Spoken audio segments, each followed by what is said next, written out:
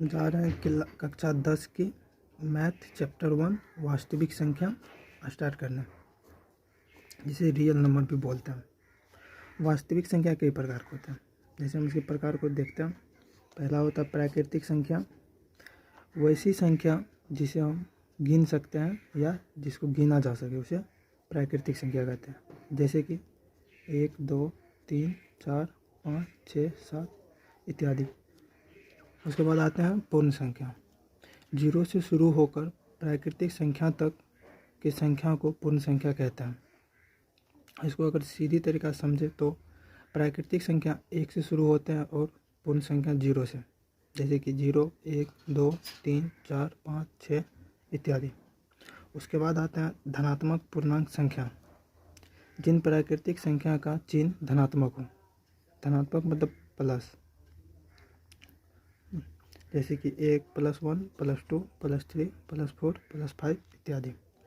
और उसके अगले प्रकार आते हैं ऋणात्मक, जिन प्राकृतिक संख्या का चिन्ह ऋणात्मक हो। ऋणात्मक का मतलब होता है माइनस, जैसे कि एग्जाम्पल के लिए -1, -2, -3, -4 इत्यादि।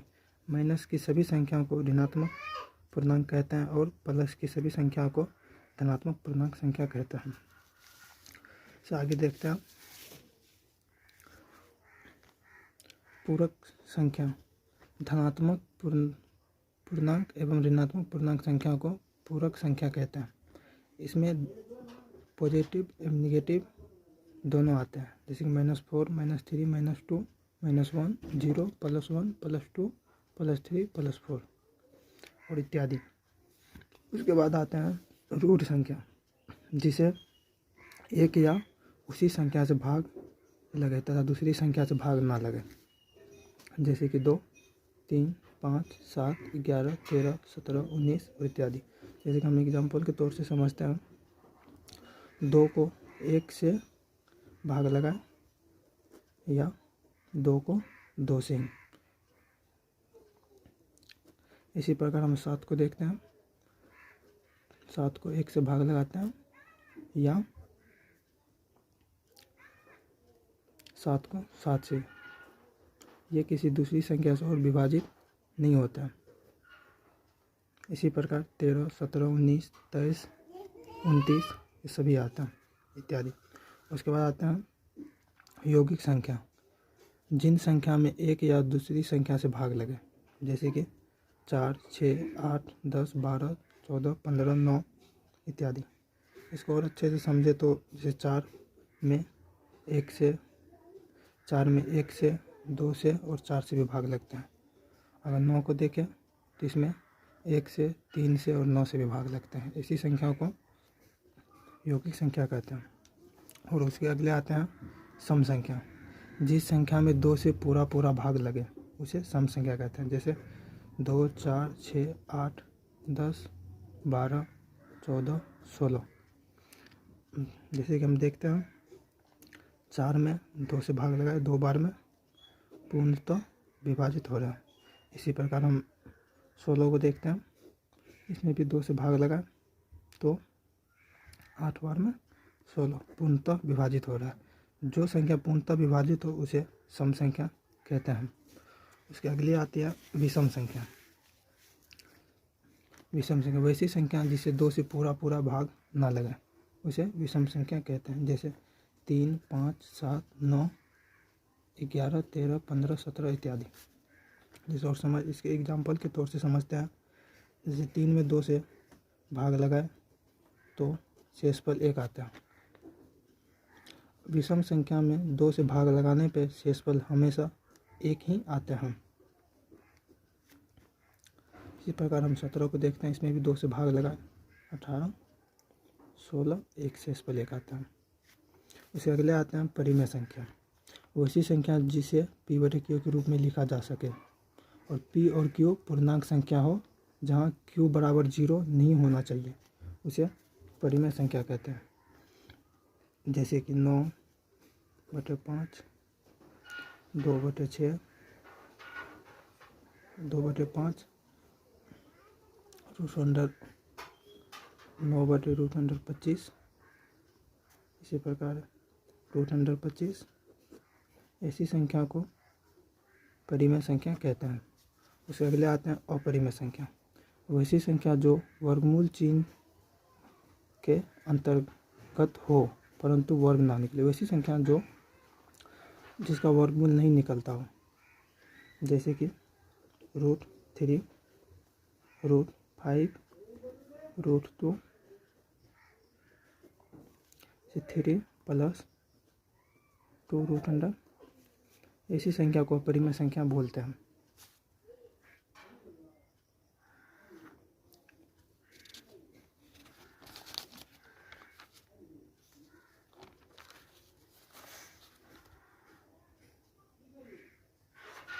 अब यहाँ पर हम लोग देखते हैं यूक्लिड विभाजन परिमेय।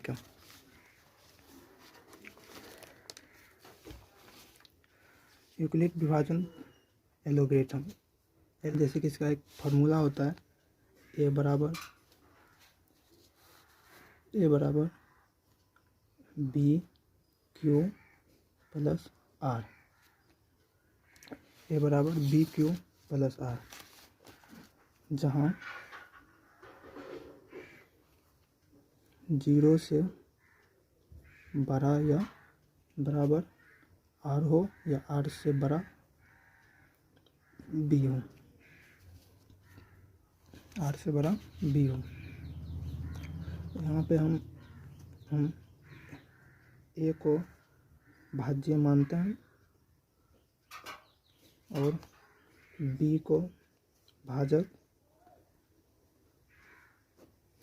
q को भागफल तथा r को शेषफल।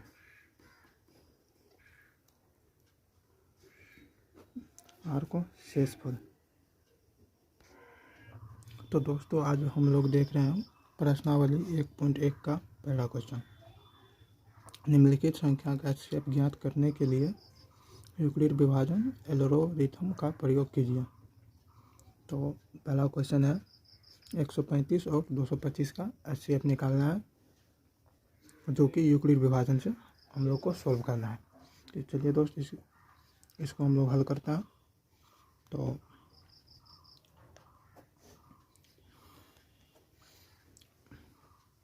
इसमें सबसे पहले हमको मान लेना है, माना कि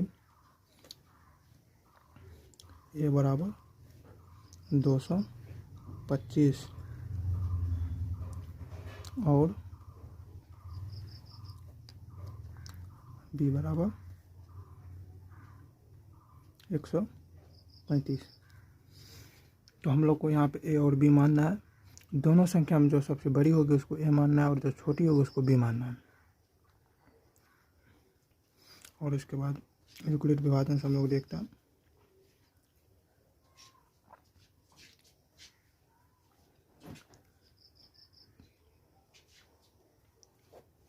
यूक्लिड विभाजन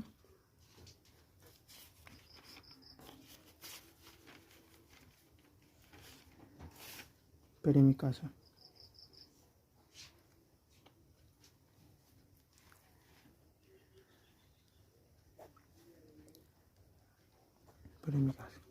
इसका फार्मूला क्या होता है?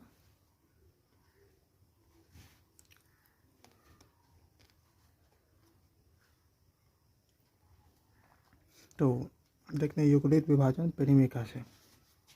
इसका फार्मूला होता है a बराबर BQ + R। जैसे कि हम पहले बता चुके हैं a BQ और R का क्या होता है, और जहाँ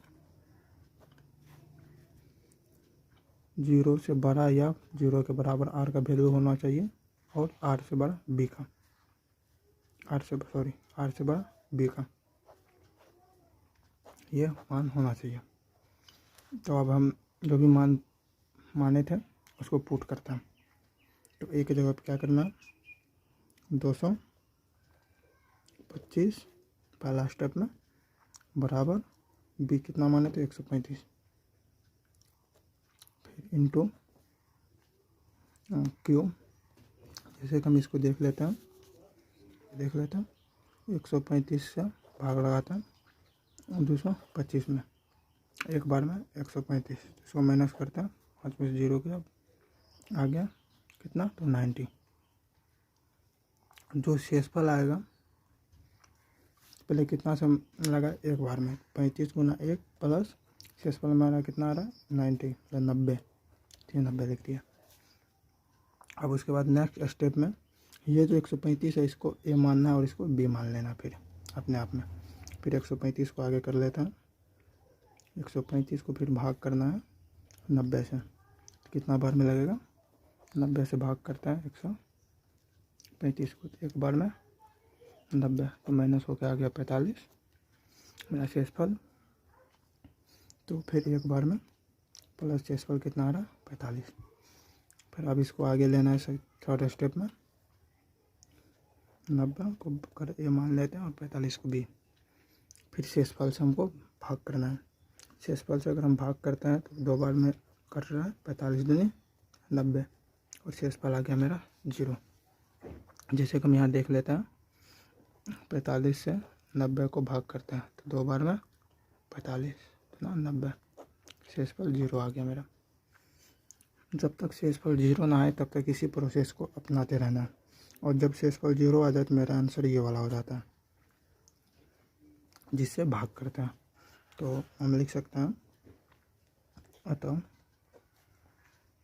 135 और 225 का HCF बराबर 45, मतलब 45, ये हो गया हमारा आंसर। और इसी प्रकार हम क्वेश्चन नंबर 2 देखते हैं। दूसरा क्वेश्चन दिया हुआ है 196 और 38,220, तो इसको भी यूक्लिड विभाजन से हम लोग को सॉल्व करना है। तो सेम जैसे पहला क्वेश्चन हम लोग सॉल्व किए थे सेम वही स्टेप को अपनाना है। तो चलिए हम लोग इसको हल करते हैं। इसमें भी सेम स्टेप अपनाना है। माना कि ए बराबर 38,220 तथा बी बराबर 196। तो हम जैसे कि बता चुके हैं पहले भी कि जो दोनों में से जो संख्या सबसे बड़ी होगी उसको ए मानना है और जो छोटी होगी उसको बी मानना है। तो अब यूक्लिड विभाजन से देखते हैं।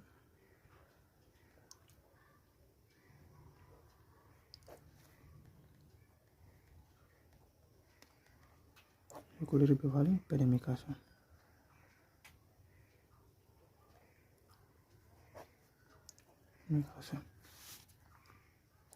इसका क्या आता है फार्मूला, ए बराबर बी क्यू प्लस आर, जहाँ 0 से बड़ा या बराबर आर का मान होना चाहिए और आर से बड़ा हमेशा बी का मान होता है। तो हम लोग यहाँ पे मान पुट करते हैं और बी का, तो ए का मान हो जाएगा 38,220। इसको भाग करना है हम लोग को किससे, 196 से। तो ये कितना बार में कट जाएगा, हम लोग इधर साइड में भाग दे के चेक कर लेते हैं, जैसे रफ करते हैं उसी तरीक़ा से। कितना भाग करना है 196 से।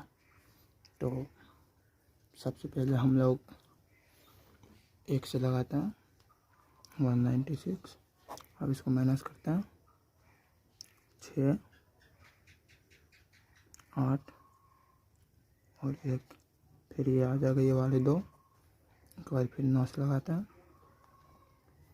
9 छः 54, हाथ में 5, 81, 5 86, हाथ में 8, 9 8 17, फिर -12 में से 4 गया 8, 15 में 6 जाएगा 9 और ये कट गया, आ गया मेरा कितना 0। और फिर कितना से लगाते हैं 5 से, तो 6 5 से 30, हाथ में 3, 45 3 48, 5 4 9, तो मेरा शेषफल 0 आ गया। ये पूरी तरीक़ा से कितना बार में कट रहा है इसको हम लोग रफ किया है। बनाना तो इस तरीक़ा से है, तो 196 गुना 195 पूरा हो जा रहा है। और शेषफल कितना आ रहा है मेरा 0। तो जिससे हम भाग करते हैं हमारा आंसर वही होता है। अगर एक बार में विभाजित नहीं होता तो हम लोग जैसे पहले क्वेश्चन में स्टेप बाय स्टेप किए तो उसी तरीक़ा से इस क्वेश्चन को भी करना था, लेकिन ये एक स्टेप में हो गया। इसको हम लिख सकते हैं अतः 196 38,220 का HCF बराबर कितना आ गया हम लोग का 196। तो हमारा आंसर ये हो गया। हम लोग अब इसी प्रकार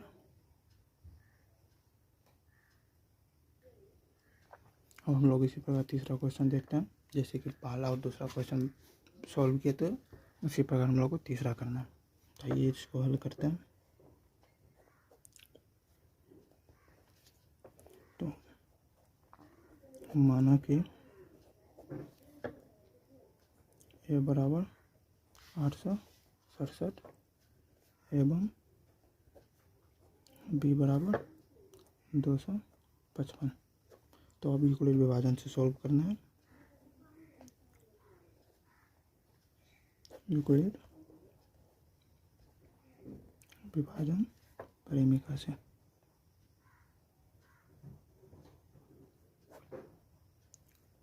तो इसका फार्मूला क्या होता है, ए बराबर बी क्यू प्लस आर, जहाँ 0 से बड़ा या बराबर आर और आर से बड़ा हमेशा बी होता है। तब हम लोग ए और बी का मान रखते हैं। ए माने थे 867 और बी का मान 255। तो हम लोग यहाँ पर मान देखते हैं भाग करके। 867 में 255 से भाग देते हैं तो 3 बार में 15 1 16 और 6 1 7, तो आ गया 2 0 1 102। तो इंटू 3 प्लस 102। फिर इसी प्रकार हम जिससे भाग दिया तब उसको ए मान लेंगे। 255 बराबर 102। अब 102 से हम लोग भाग करते हैं 255 में 255 में भाग देते हैं 102 से। तो 2 बार में 4 0 2, तो माइनस हो के आ रहा है 51 इंटू 2 प्लस 51। अब जिससे भाग दिए थे फिर उसको ए मानना है। इसको आगे ले आते हैं बराबर जो शेषफल आया उस शेषफल से हमेशा भाग देते हैं। इंटू 2 बार में विभाजित हो रहा है 51 दूनी 102। तो जिससे हम भाग देते हैं हमारा आंसर वही होता है, शेप मेरा वही होता है। तो लिख सकते हैं अतः 867 और 255 का HCF बराबर कितना आ जाएगा 51। यही हो गया हमारा आंसर। तो दोस्तों इसी जगह से हम 1.1 का पहला क्वेश्चन सॉल्व कर चुके हैं। अब देखते हैं दूसरा क्वेश्चन। हम इसको हल करते हैं।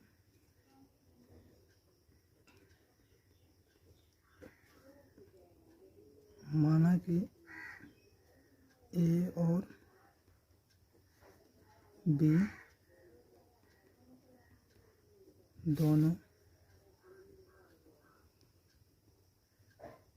विषम धनात्मक पूर्णांक है।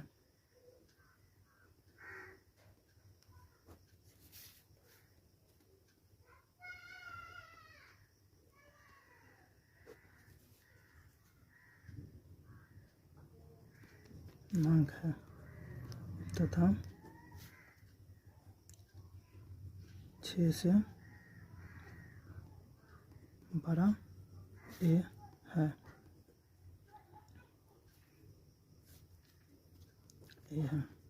एवं बी बराबर 6।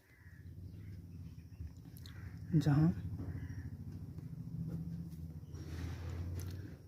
0 से बड़ा या बराबर r का मान या r से बड़ा b। अब चूँकि r बराबर 0, 1, 2, 3, 4, 5, b का मान 6 है, तो हम r का मान 0 से लेकर 5 तक ले सकते हैं, यानी कि 6 से छोटा सभी संख्या जो कि संभव है। इसलिए हम r का मान 0 से 5 के बीच में ले रहे हैं। तो अब यूक्लिड विभाजन से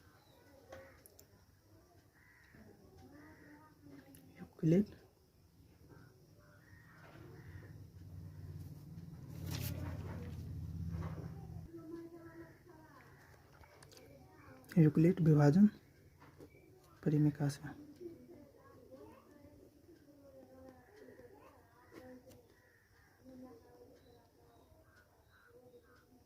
यूक्लिड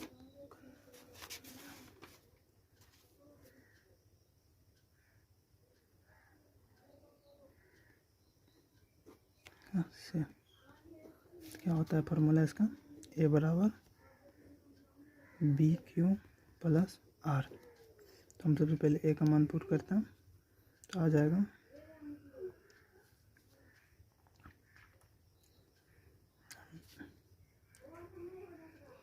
लिख सकते हैं जहाँ r बराबर 0, तब a बराबर क्या हो जाएगा, और b का मान 6 आ जाएगा, 6 प्लस 0। इसी प्रकार r बराबर 1 लेने पे a बराबर 6 प्लस 1, फिर r बराबर 2 लेने पे a बराबर 6 प्लस 2, फिर r बराबर 3, तो a बराबर 6 प्लस 3, फिर r बराबर 4, तो a बराबर 6 प्लस 4। तो फिर उसके बाद लास्ट लेते हैं r बराबर 5, तो a बराबर 6 प्लस 5। तो जैसे कि ये 6, इस पहला हमको निकला 6, ये 2 से विभाजित है, तो ये सम संख्या हो गया, समपूर्णांक। और इसमें एक आ रहा है जो कि 2 से पूर्णतः विभाजित नहीं है, तो ये हो जाएगा विषम।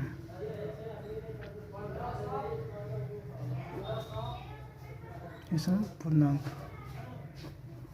इसी तरीक़ा से ये 2 भी 2 से विभाजित है, तो ये हो जाएगा सम। जैसे कि हम पहले थोड़ा देर पहले बताए हैं, सम और विषम किसको कहते हैं। फिर ये नेक्स्ट 3 है जो कि 2 से विभाजित नहीं होता है, तो ये आ जाएगा विषम।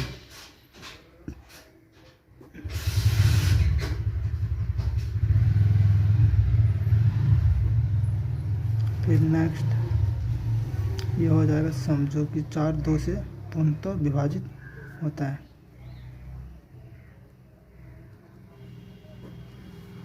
फिर नेक्स्ट 5 जो 2 से विभाजित नहीं होता है, वो हो जाएगा विषम।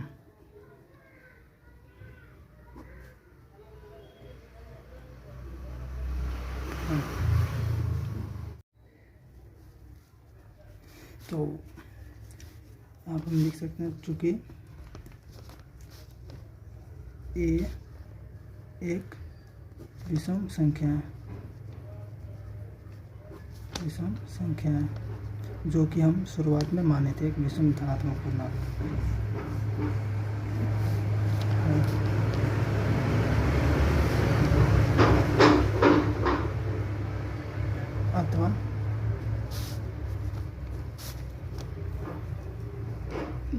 अतः 6 प्लस 0 और 6 प्लस 2 एवं 6 प्लस 4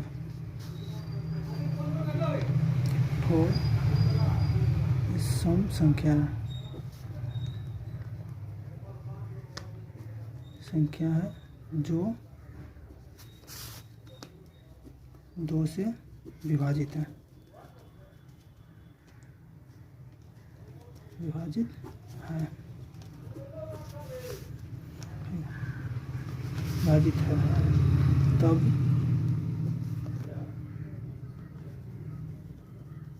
विषम संख्या 6q प्लस 1, 6q प्लस 3 तथा 6q प्लस 5 ये विषम संख्या है। अतः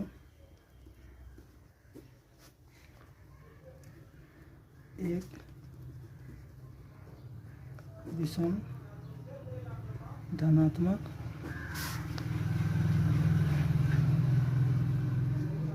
पूर्णांक के रूप में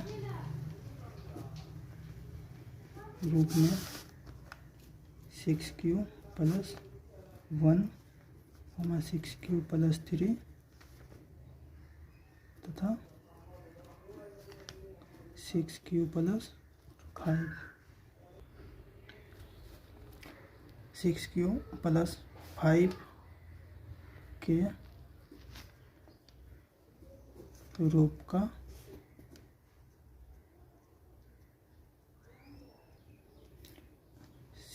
प्लस 5 के रूप का होता है।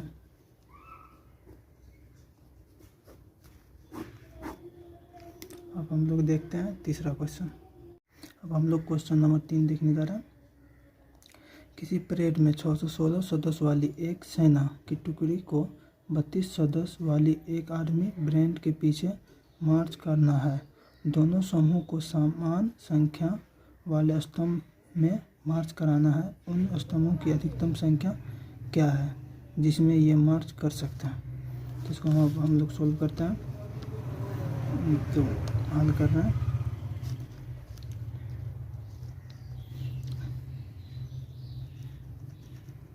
सैनिकों की संख्या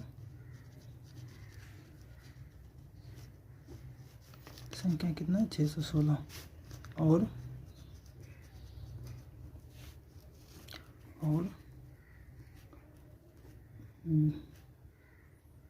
बैंड के सदस्यों की संख्या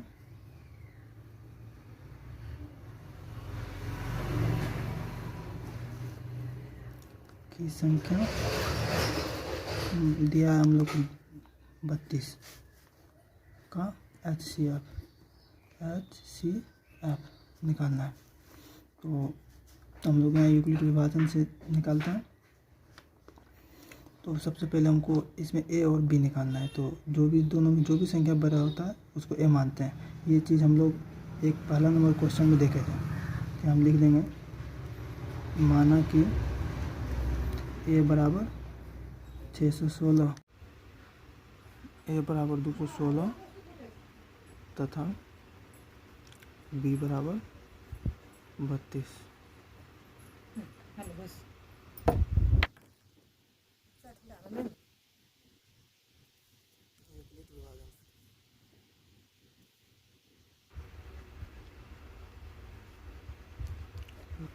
विभाजन करेनिका से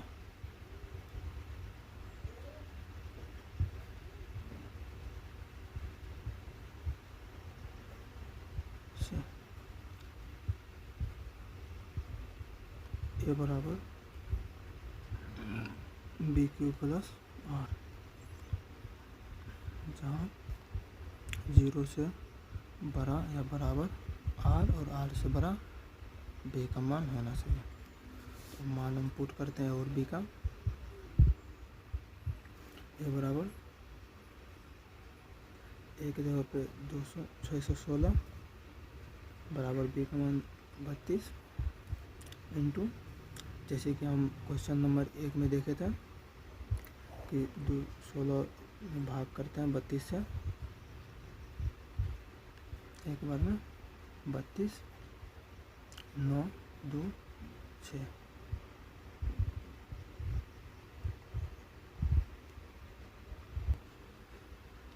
तो उसके बाद 9 से लगाता हूँ, 9 दूनी 18, 9 तिया 27 से 28, तो माइनस होकर आ गया 8। तो कितना बार में डिवाइड हो रहा है? 8 बार में, प्लस 19 बार में, कितना बार में? 19 बार में। शेषफल कितना आ रहा है? 8। तो फिर अब एम करते हैं, 616 को 32 से डिवाइड करता है 19 बार में, और शेषफल आ रहा है 8। अब ये 32 को यहाँ लाना है, तो 32 बराबर, अब ये 19 से डिवाइड करेंगे तो 8 चौका 32, 4 बार में कट गया और शेषफल आ गया 0। तो मेरा CF हो जाएगा ये वाला। तो लिख सकते हैं, अतः स्तंभों की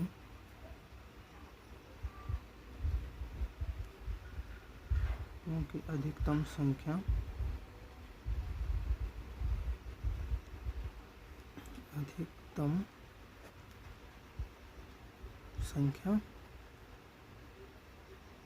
ठीक है, HCF निकला बराबर 8। यही हो गया हमारा आंसर। तो हम लोग देख रहे हैं चौथा क्वेश्चन, यूक्लिड विभाजन परिमीका का प्रयोग करके दर्शाइए कि किसी धनात्मक पूर्णांक का वर्ग किसी पूर्णांक m के लिए 3m या 3m+1 के रूप का होता है। तो इसको हम लोग हल करते हैं।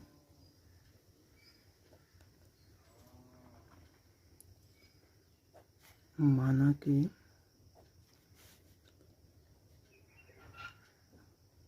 A और B दो धनात्मक विषम पूर्णांक है, धनात्मक विषम पूर्णांक है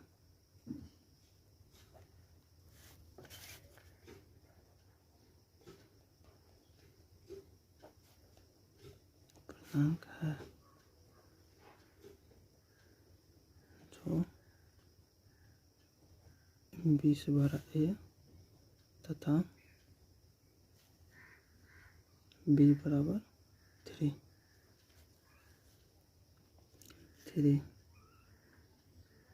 एवं m एक पूर्णांक है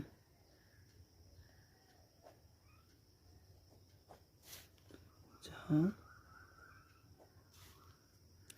0 से बड़ा या बराबर r और r से बड़ा b, और r का मान, और r बराबर b का मान 3 है, तो b से छोटा होना चाहिए r का मान। तो r का मान संभव कौन सा बा? b से छोटा, 0, 1, 2। अब इसको यूक्लिड विभाजन से हम लोग सोल्व करते हैं। तो यूक्लिड विभाजन परिमीका से A बराबर BQ प्लस R,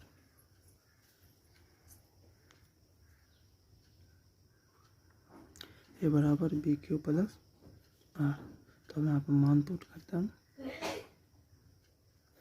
A बराबर B का मान 3 है इंटू Q प्लस R। उसके बाद हम R का मान करते हैं, R का मान पुट करते हैं। जब R बराबर 0 तो A बराबर 3Q प्लस 0। जब R बराबर 0 तो A बराबर 3Q प्लस 0। फिर नेक्स्ट स्टेप में जब R बराबर 1 तो A बराबर 3Q प्लस 1। फिर जब R बराबर 2 तो A बराबर 3Q प्लस 1।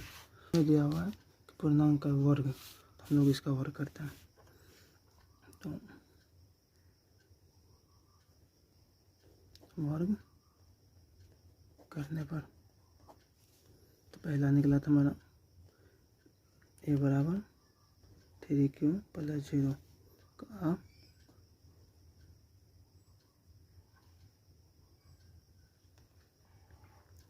a बराबर 3q प्लस 0 का अगर वर्ग करते हैं तो आ जाएगा a स्क्वायर बराबर 3q का स्क्वायर, फिर इसका हो जाएगा a स्क्वायर बराबर 9q स्क्वायर। तो इसको हम लोग 3 कॉमन ले लेते हैं, तो आ जाएगा 3 इंटू 3q स्क्वायर। फिर नेक्स्ट देखते हैं a बराबर 3q प्लस 1, इसका वर्ग करते हैं तो आ जाएगा a स्क्वायर बराबर 3q प्लस 1 का स्क्वायर। तो a स्क्वायर बराबर 9q स्क्वायर प्लस, अब इसका स्क्वायर करने पे इसको तोड़ना हमको a प्लस बी का होल स्क्वायर पे, तो a प्लस बी का होल स्क्वायर पे तोड़ेंगे तो आ जाएगा 6q प्लस 1। तो फिर a स्क्वायर बराबर, इसमें से हम 3 कॉमन ले लेते हैं, 3 कॉमन लेने के बाद आ जाएगा 3q स्क्वायर प्लस 2q और प्लस 1। देखते हैं तीसरा हमारा क्या था, तीसरा हमारा था a बराबर 3q प्लस 2, तो हम इसका वर्ग करते हैं तो आ जाएगा a स्क्वायर बराबर 3q प्लस 2 का स्क्वायर। तो a स्क्वायर बराबर, इसको भी a प्लस बी का होल स्क्वायर पे तोड़ना, तो a प्लस बी का होल स्क्वायर बराबर होता है a square plus 2ab plus B square. ये एक फार्मूला होता है, हम इसी पे इसको भी तोड़ते हैं और इसको भी इसी पे तोड़ते हैं, तो आ जाएगा a स्क्वायर बराबर क्या आ जाएगा 9q स्क्वायर प्लस 2 का स्क्वायर, 3 दूनी 6 12q प्लस 8। तो अब इसको फिर इसमें हम 3 कॉमन ले लेते हैं, और 8 नहीं सॉरी 4। तो a स्क्वायर बराबर 9q square plus 12q plus 3 plus 1 लिख सकते हैं। और इसमें हम 4 को 2 भाग में बांट दिए, जैसे 3 प्लस 1 करने में भी 3 1 4 होते हैं, जिसको अलग अलग कर दिए। तब इसमें 3 कॉमन ले सकते हैं, a स्क्वायर बराबर 3 कॉमन लेने के बाद 3q स्क्वायर प्लस 4 12 तो 4q प्लस 1 प्लस फिर 1।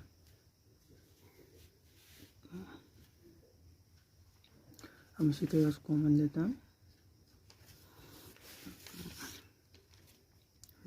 चूँकि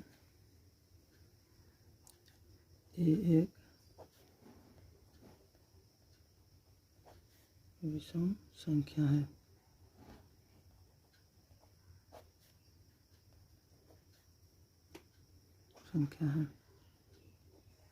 अतः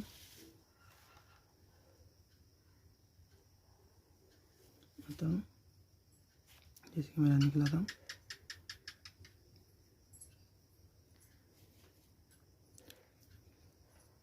3q स्क्वायर दूसरा निकला था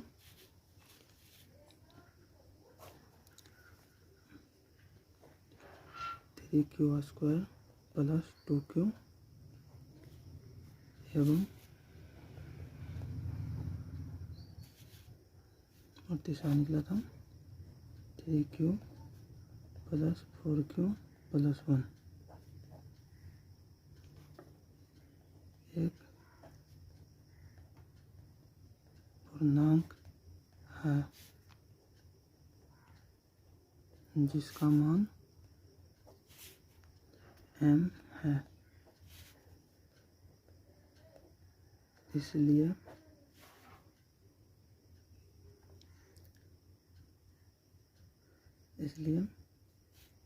पहला आ जाएगा 3m और दूसरा 3q, 3m प्लस 1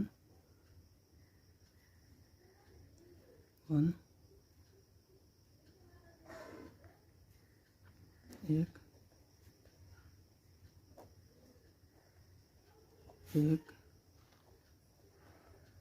विषम धनात्मक पूर्णांक है जहाँ m बराबर 3q square, 3q square plus 2q तथा 3q square plus 4q plus 1 है।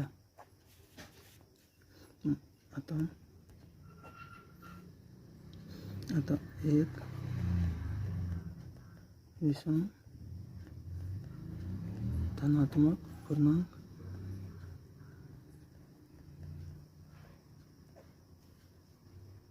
पूर्णांक के रूप में 3m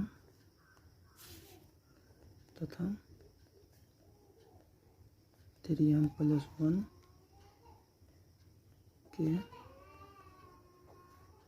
रूप का होता